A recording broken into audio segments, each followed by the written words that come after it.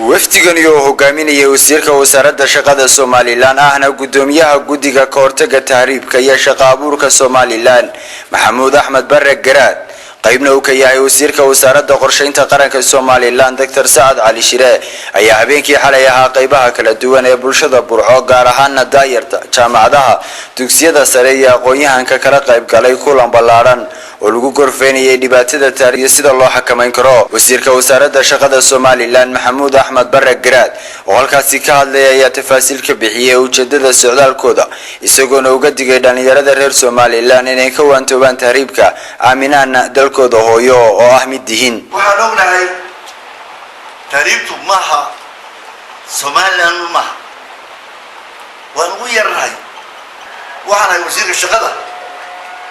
dhalinyarada inuu shaqo abuuris u sameeyo yaan ahay inaan ii sheego halka awooddeena dhaqaale marayso iyo sidii shaqo abuuris loo sameyn lahaa waxaan caawin nagu nimid oo halka u joognaa taladiina iyo xogtiina mustaqbal baad sugaysiin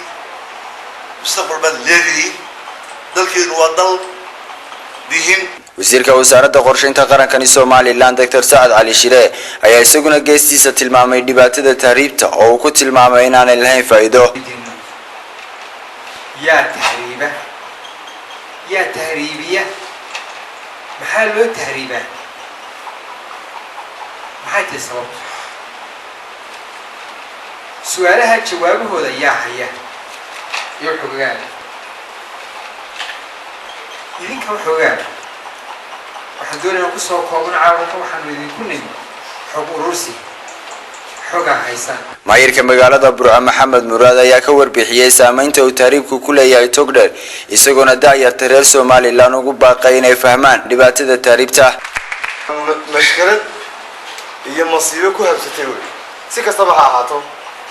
mashkalada iyo sidii loo soo baran lahaa wasiiradu inoogu yimaado xubno iyaguna ku hadlayay afafka daayirta aqoon-yahanka Burco ayaa hogol tusaaleeyay sababaha keena tahriibta kuwaasoo xogo muhiim ah u gudbiyay wasiirada wasaaradda shaqada iyo qorsheynta qaranka Soomaaliland xukuumadda Soomaaliland ayaa mid ay xilligan ka go'an tahay isla markaana ku dadaalaysa sidii ay u hakin lahayd una joojin lahayd tahriibta oo ah iyo dhibaato qaran oo haysta bulshada gaar ahaan daayirta reer Soomaaliland